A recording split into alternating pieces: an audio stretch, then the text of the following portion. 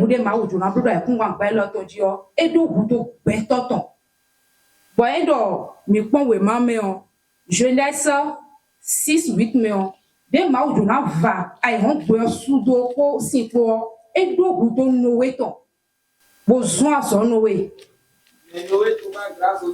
Merci mina ha gamena de ju na ho Israël bi si kan mo gbe no si veme o ba ino mi ko ma Genèse 32 1:10 me mina ha e do budo Moïse ton mi bo de tin do Israël me dai ba ino Israël bi le dia ba e le klebo to mu bi o mi bo no am no henti ko e to bi se ko ba to ton Israël me de ma o na vle Israël bi le si bi bo mo pa ton dio e do budo Gédéon ton bo de tono Gédéon dio Gédéon buzu a kan daho de todo Moïse dio Moïse buzu yego kan daho buzu su daho do Israël me de tondo ajino mali adio e buzu yon ki gono lo me on do e kun kan dio e do akosu me wele e do akosu no angele e do akosu da kun kan gbe biji to mi to me on de me de ma do foforo bo si wura se sin ko a de me le no se ma be kuku do e mo so no mo ma wa e do hu don papa o chofaton e tondo jiton papa o chofa wuzu nu su daho bo to beneto to me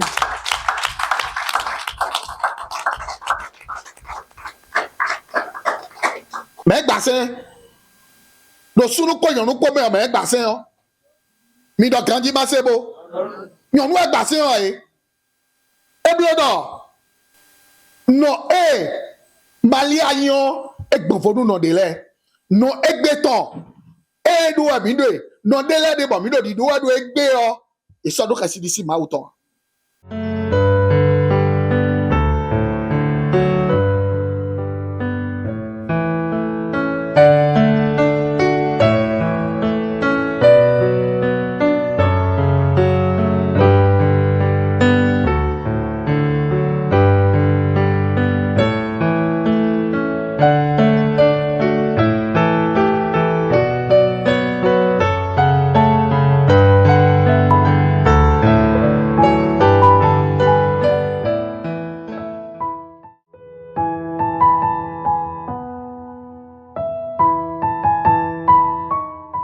La Vierge Marie est une mère incroyable.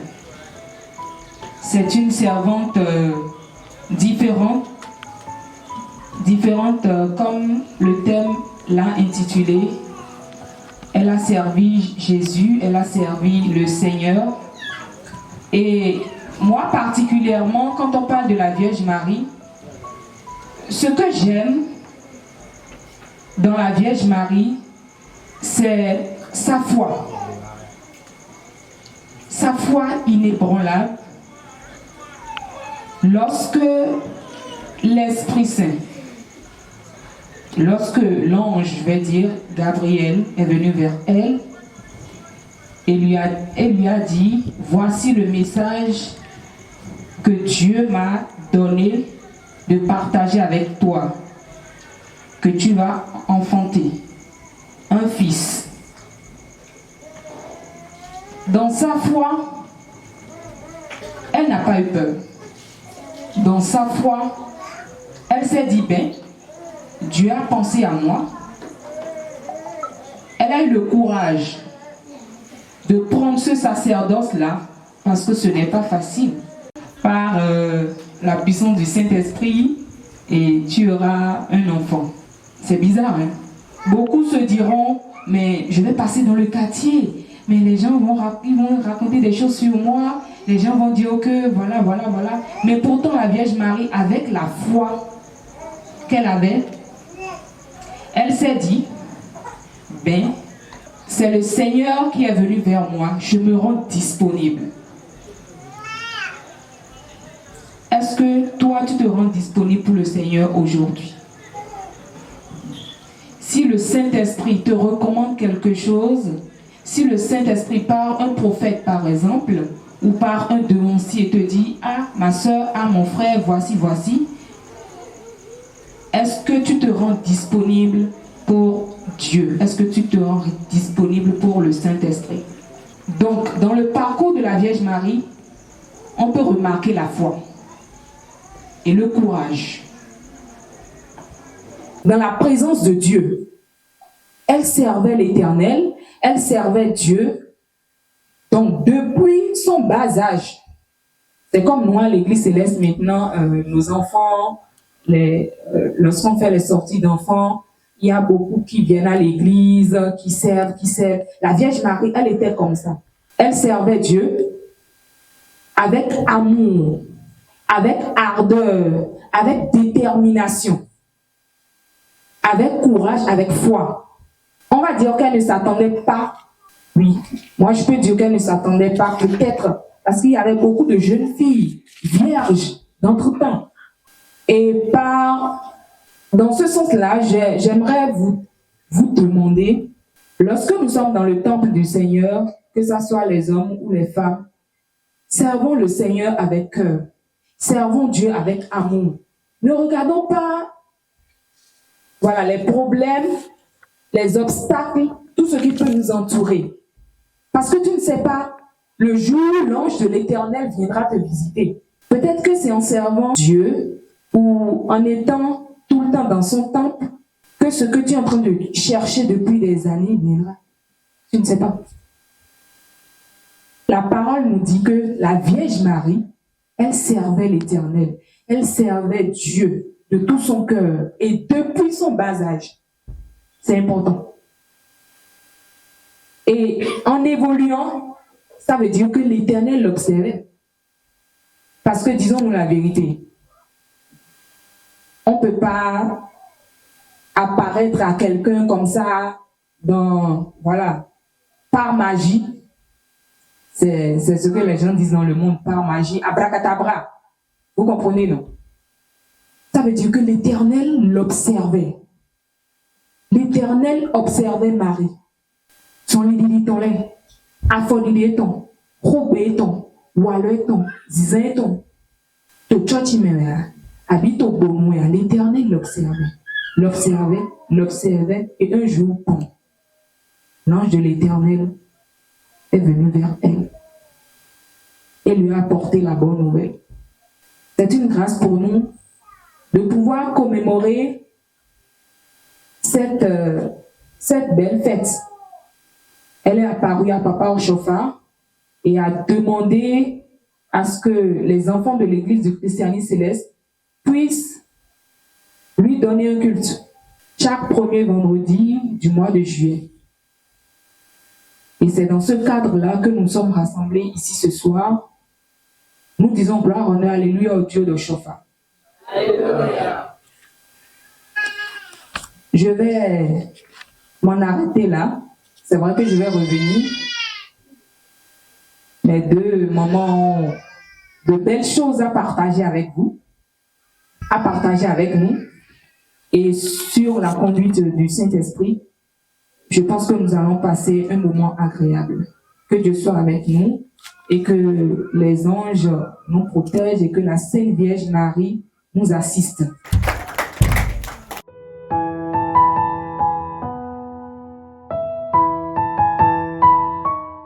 Je remercie tous ceux qui ont laissé toutes leurs occupations et sont venus assister à ce cours biblique.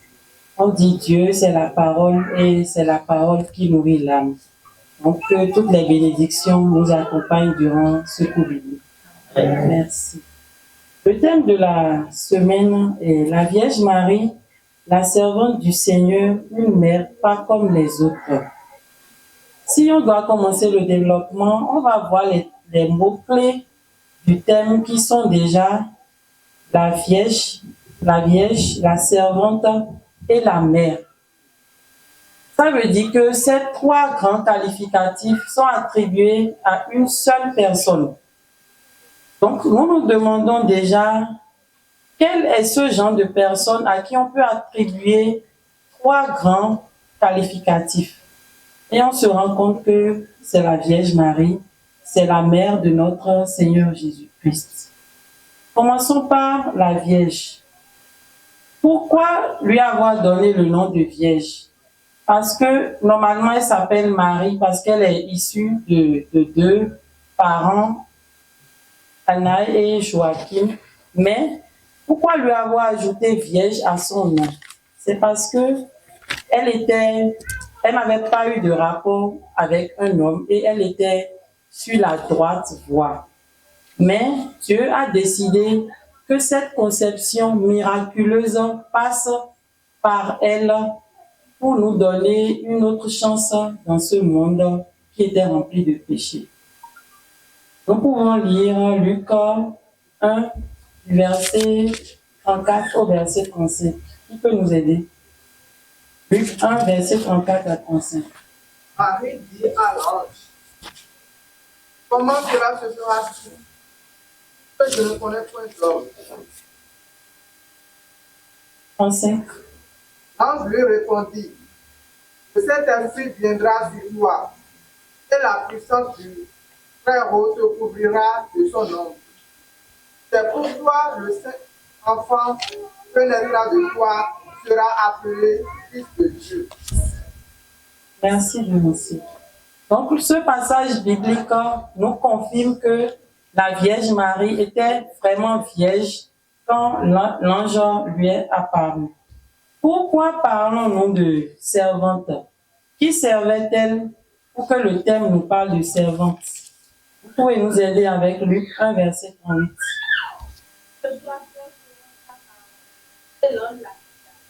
Merci. Donc, de là, on voit que Marie est la servante de l'Éternel parce qu'elle a été ouverte à la proposition.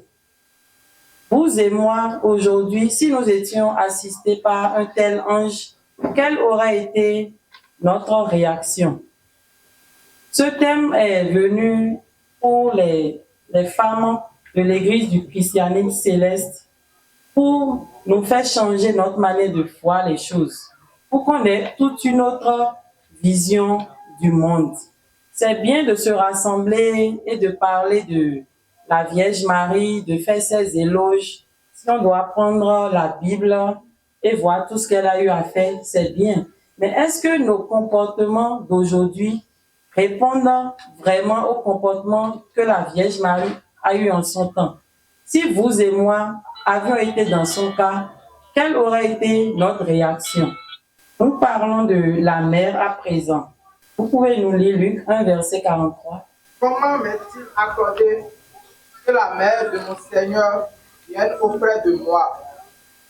Car voici, aussitôt que la voix de ta salutation a frappé mon oreille, l'enfant a tressailli d'allégresse dans mon sein. Merci. Donc, ce qui nous prouve que quand l'annonce de la venue de Jésus-Christ a été faite, c'était une annonce divine. Parce que dès qu'ils avaient un enfant qui était dans la main, l'enfant a tressailli directement. C'est pour dire que l'appel vient du Très-Haut. C'est un passage de la Bible qui nous confirme que vraiment c'est Dieu qui est passé par Marie pour nous faire venir au monde notre Sauveur Jésus-Christ. Nous continuons. Par rapport à la réponse de Marie, lorsque l'ange Gabriel lui est apparu. Vous pouvez nous lire Luc 1, du 28e au 30e verset. Elle a trouvé grâce devant Dieu. Comme notre consoeur l'avait dit de sitôt, Marie a été observée et a été observée. Et Dieu a trouvé juste qu'il passe par elle pour emmener notre Sauveur Jésus-Christ. Vous et moi, avons-nous ce comportement où un ange, où Dieu peut nous observer durant plusieurs années et décider de faire passer son Fils par nous pour venir dans ce monde? Est-ce que nous pouvons avoir ce genre de comportement dans l'Église du christianisme céleste avec tout ce qu'il y a avec les femmes, les problèmes de gauche et de droite? Est-ce que ce genre de thème ne vient pas pour essayer de nous ramener à l'unité dans l'Église du christianisme céleste, surtout du côté des femmes? C'est une question. Nous continuons. Nous allons parler de l'humilité de la Vierge Marie, qui est une mère très, très, très humble, qui a accepté sa mission sans polémique. Luc 1, verset 28. Le Seigneur est avec toi. Qui d'entre nous aujourd'hui pourra lever la main et confirmer « Le Seigneur est avec moi ».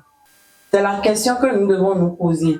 Est-ce que quand l'appel viendra vers nous, à n'importe quel moment, nous pouvons confirmer que le Seigneur est avec nous? Est-ce que nos comportements laissent à confirmer que le Seigneur demeure avec nous? Ce genre de terme est toujours là pour nous faire réfléchir. Donc, nous allons continuer sur l'importance en la confiance en Dieu en toutes circonstances. Lisez-nous Deutéronome 22, 20 et 21. Ce passage nous montre que Marie a risqué sa vie à cause de la volonté de Dieu. Parce que dans l'Ancien Testament, on nous disait, comme ce que le devancier vient de lire, dès qu'on trouve une femme qui est enceinte et qui n'est pas mariée légalement, on la lapide. Voici que l'ange Gabriel est venu vers elle et lui a dit qu'elle est enceinte. Et elle a accepté ce genre de situation-là, tout en sachant qu'elle risquait sa vie dès que la grossesse n'aurait pas un auteur.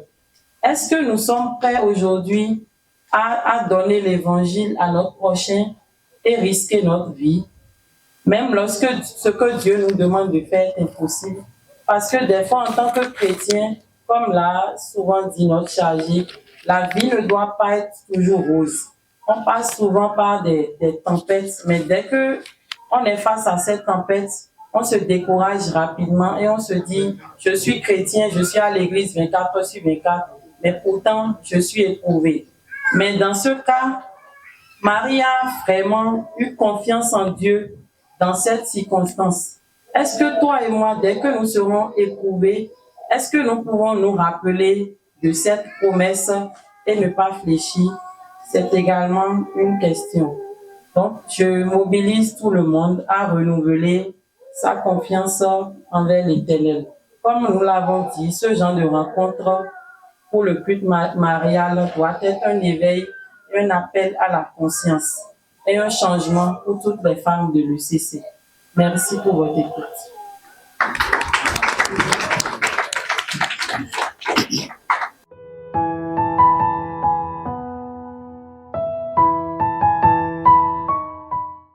Alléluia. Alléluia. Ni de ma o pẹ̀lú tọ́tọ́ wọn bó tó pè ní pẹ̀tọ́lẹ̀ bí dọ̀mìlì kúrò bó e náà jìnnà Maria tán. Ó tàdé jẹ́ tẹ́lẹ̀ òmìjì ló sẹ́gblámẹ̀. Èrò yìnyín wẹ́ dọ̀. La Vierge Marie, servante du Seigneur, une mère pas comme les autres. Non da lodji, mais c'est un mauton. Et non de colère. Pour mon coton, minamando attendu. À part nous coton, minakendo, bezan, à Gino Maria attendu. À part oui, newe non da lodjo kan me c'est un mauton bon. Bon, ko ta ni minamando weji. Atongo, for bimoretero. A Gino Maria me na Gino me poro nyonu de kole kome gumina le kendo kota mon kotonji bojo mina pintan nyonda lojo ton mi dele o mina kendo toton pono tonpo mina ko pe bidesi fine do Israël me on David de Timon Joachim da mon coton est raton mais et sort le mal pour l'autre si nous con boka il ne boito ni na ton leo e no manwa mon le tocho vile mais mado me li ale e o le he ni na ton lewa si sempre do mal to me mon manu me no ilizo ito mal to le no manu ko ko ito le e he ko me mal pour l'autre e doni mon coton. Bon, mina quand mi dele ro fido. Nde me no ko kamono dun dele ne me no zampo ne mi no henso beto de ma dun dele mi pale ne mi no henso ebo. Ne mi no hewa ma wo sinu ko wa lo nu me ma dun de adwa ma o ton di lo ne mi no zampo ne mi no zan na mi ton le bon. Edo azo on le wa yo si bure do ko foton de wa do ko et dasi et on l'a si toro an ben non quoi nous pouvons quoi mon vitia le Israël mais on et nous va quoi tan bon présent de wa bon Joachim eyi bo hin na wa no ma o ben no da we do si se ho me mo no yu rebel e do me ma tivia le si teme lo fia ko munya da ho po wa fi po Joachim e to si se ko do ma o to me eyi yo so le ko wa no so aton asiton anon e do avia we bro de ho e do ma o che e tenka wa nwe bo amasi una mi via bo etel tu akale ya suche si ansiche eto ku di on tuan endo e ka te ko fi de na di do de so le tuan de do mo do bro de ho bro mo do we o bo chite ezeta wo kun e mo ye do de bo revile su po de me e do akunje we na fel dagbe mo ko ton pe tole kan le do su kamele bo vi le do to fele de no yi mo to pa gi gonu e amonye o ye do pe nu e be joe wa de mi si fen dagbe mo ko me tro de do mo fo mo sagma o ton lo jiton buro ma di hesio vidia na jio vio do ma o bon nwula fun mo ko ton de nu e vio ena yun gbonvro yun le bi mo jo mi o ma o ton ena de ko vi mo ko ton ko de mo sagbon do mo ele ko ya su ton bon do zun kan me do su oji Joachim mon ya vide bedo sadiwe ton kwe uya de bedo sadiwe pe ton kwe vo cambia et tel tu aka doa sitwe do fo be bedo veme somo e do mi tam de le bro fo kodie mi mon fibo ji ajro ma o gbe no be na mi fibo mi tivia bo gbe to le no zundo no be yun yan mi be yan mi sin ho ma o to me e tel na le kon to na le wara nya vio ke mo do mo sa ma o to e ton lo jito e Madi hesio ete kwa doa situe do le ko ya situe gon doa situe ouverton e su kwa somo Joachim ele ko ya situe gon mi na le ko gledi an bo do run ko ime on yon da lo ji o ken je o tuton bo e mi na kendo ajinomalia sin bezan wo mi na pin tanton mi dele o ajinomalia de ji bedo fu ya ton kono ton de anoni on eze do ye wo no le gon Toto kono tonko plana unina mao. Bozi ajinomalia bozi do go mao ton sinu kon. Ajinomalia ko ya ton vi e kon gutoa e te ya via e do wezu kon bios e bio vi yon do aloji le tetin. Bo me do ho me do no pa cha be bi e do anun le ko to mi mo ku ame. Ye bo no le do ho me le o e si je me bi ji. Boy, et le titi men mielo, ajinomalia so de yo kom go wi wa to le pise enu yi meho kresi no wa azode meho matesi wa eno blo do e ko to paton toton do ena divide bon vi mon koton bi gbo we na go vi o me be kana ze vi no ju vi na me sento emiton de gan ko ndo ajinomalia e blo siza mon koton le bi e do awu koton ye ya te jegbe to le wa sunu boni ye ndudu ye ton enu buwa nu de ye wono le no zeni o enu zemno manu wa mono le me mando medi ale onu dudu to bo mo sagun le wono hindu de ye na do we no he wa ye we no hanu ajinomalia no bu honhon de ye me somo ma wu ne honhon somo do e do pa mu ma wo mi na no gbeji ni kaka je we ton bo do Israel mi do file do pe we ni o so no wo ma o to me a eno ze be no taso bo ajinomalia no wa to le jejun ye we gan di kaka be no yin abiata era vielo na zemna na viche be na da viche won da lojo do nu ye do de wa wo ma o to me o e kun mi do vide no aloji kaka je we to mo ma o pe lo to nu yin wa ni no no de kun yin o e we yen se do ai ha che me do na no gbeji ni ma o je kaka je we to mu de do mo ha sidi ye wo no le bi ha sidi me le bi be wa kule boro ajinomalia no da lo ji o e do mi kura suna da o bo ni na block wan ji e wa de vo en si do e block tombola bo me de na ze na e do kunkan Judas tombé son de do fo ma dasiale me bisese ni wa be me bisese ple we ka je na he koro Joseph o koyonro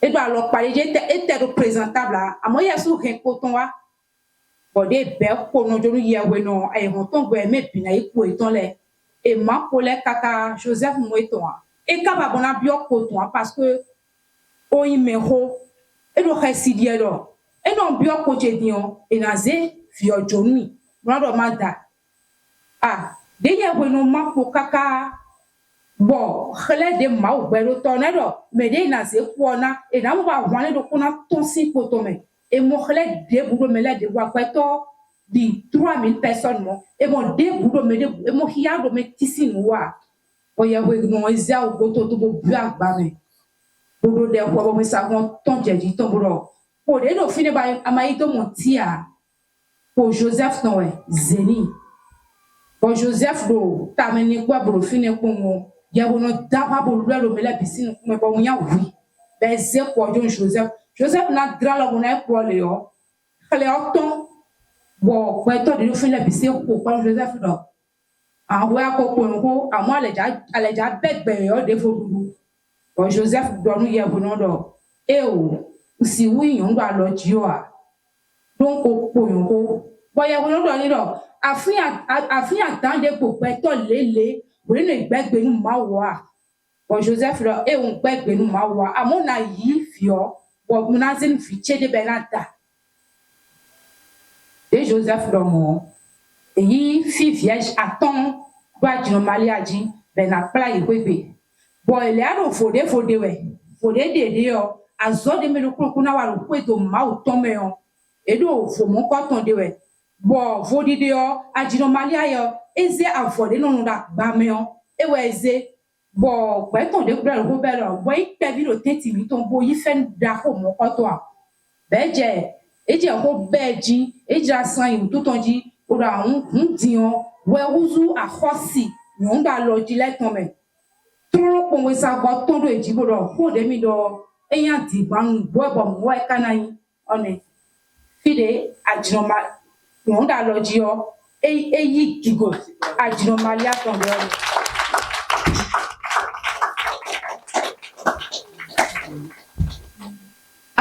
ego ni adino malia ka yin mesento ma o pelo to ton gon e ma wo tran serve ton viver do ko gero e kun kan gbe lo ji o e ta me ni pon dra hore ni e ve dra hore ni belo ta me ni pon e me kana sedo nínú ka do na yin gon e do te kun gbe yi yon ba lo ji o ton e do wu to ton bon dilani on injevi vede nous ma pelo to ce moment décisif de l'histoire universelle quand la terre les anges les cieux et Dieu même attendent de savoir ce que dira cette créature et c'est où ça Gabriel c'est de nous là le Dieu on ça gon ton lo titon bo do gbeni ba no mi ko we ma de fo le mi o mi na mu do mo sa Gabriel o de to wa jino mali aji ba yesu mu ajino mali abo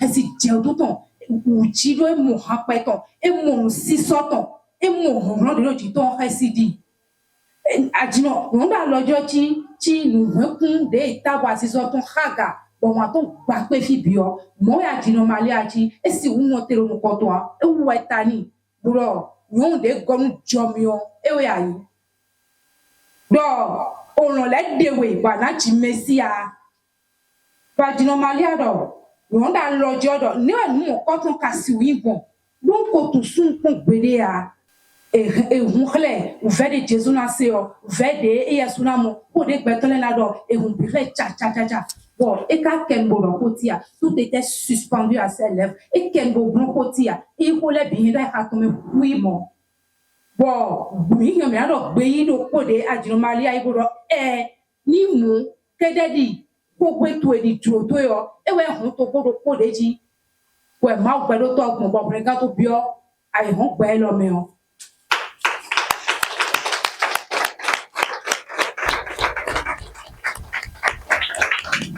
Bon, finalement, prendre des tels mi ka hion mi na na mi dele.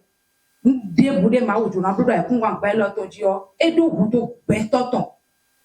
Bon, e do mi pon we ma me on. Genèse 6-8 me on. De ma ojo na va ai hon gbe sudo ko si po. E do hu to no we ton. Besoin so no we. Mais Noé trouva grâce aux yeux de Merci mi na ha gamena. Desde não vou Israël laisse quand nous venons si vous fermons. Ben non mais pour ma Genèse 32 1-10 me mi na ha. Et do hu Moïse ton. Mi bode tin do Israël medai. Ben do Israël vile diaba e le kleboto mu bio. Mi bo no am no henti no ko etra bi se ba to ton Israël me. De ma o na vle Israël vile si bi bo mo pa ton dio e do hu Gédéon ton. Bode tono Gédéon dio. Gédéon hu zo akwan daho. De todo Moïse dio Moïse gudu yego kan daho hu musu daho do Israël me. De tondo ajino mali adio e huzu non ki gono.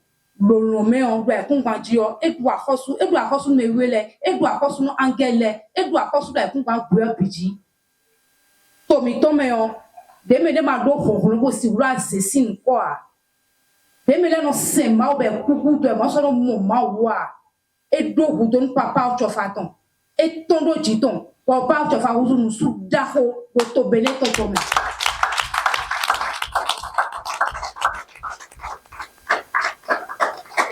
Mo do ko ko mi tra David do fio mi tro nu zizawe mi nu mao do hemi ton le nu do sisen ko do mi ton le me nu zizawe mi nu mao bo mao ro mi bawe bole bi mo naza endo mi couvert no gbejini bono clan do we me o ene gbeza mi ton le to blo o khotona bona bi o me bo nde ju na wa we binu.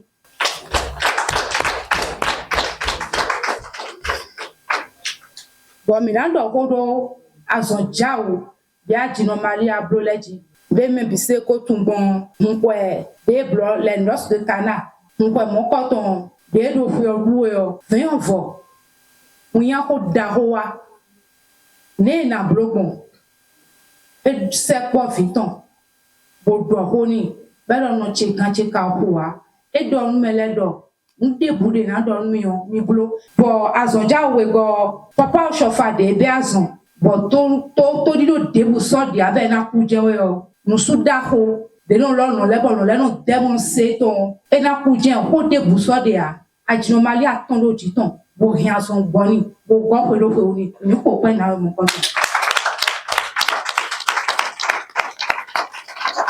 ko ta tongo vo ku monetero ajino mali ame ko do nyonu de po le po me nkonton e do pa gbeji nínú ton ma wo bo kaka je we ton we go e khle yi seton un christian le un de nu kun ton mo u ve de me gbon le o e pa kon bi atongo e magbe bo ro mina yi ma wo si sen un de yi un biblo ma o to lo mina blo bi e magbe mo ko ton e ze no ton bo ze jo nu jan e ka yi jan kle ze jo na e ze jo nu me bi to ro ko do me bi e boze no tomboze jo jan e do me de bude na no che na ze brado ai ha to me bona tron en no che dio fen da gbele kle na kondo jiton bo ka do di do no ajino de so asun ko do ovi yo de we e ji di one e jan kle afi yo de we do da ku pa gbe no ton ji lene e kan chicha da ho mi e kan chicha da ho bo e do teti mi te ko ye ko ton bo me de bude na lo yo e no se me o ton je we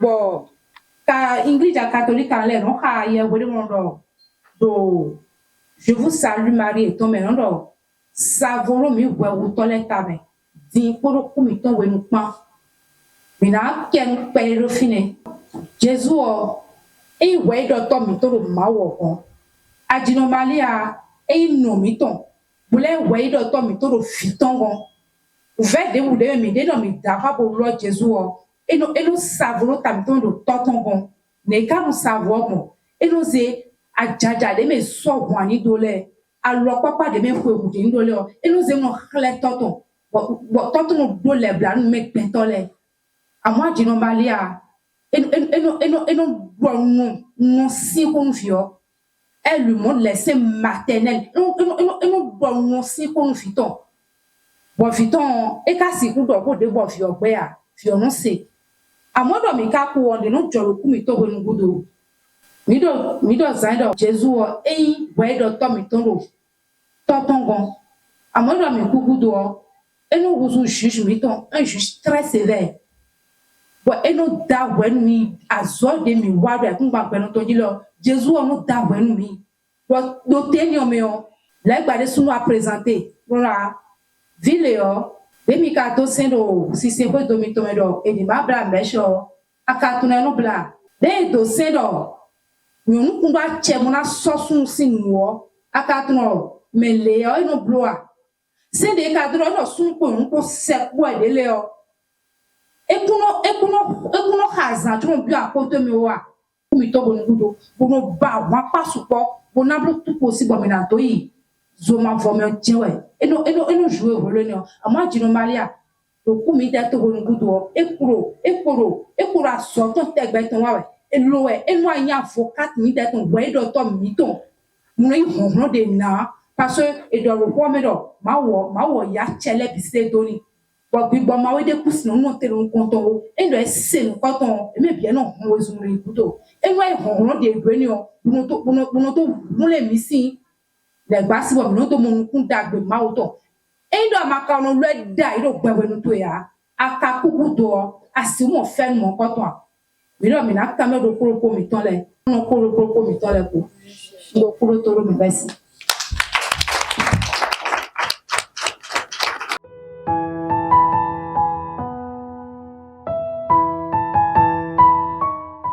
Alléluia. Alléluia. Alléluia. Alléluia. Alléluia. Alléluia. Mais on peut nous maman à côté là.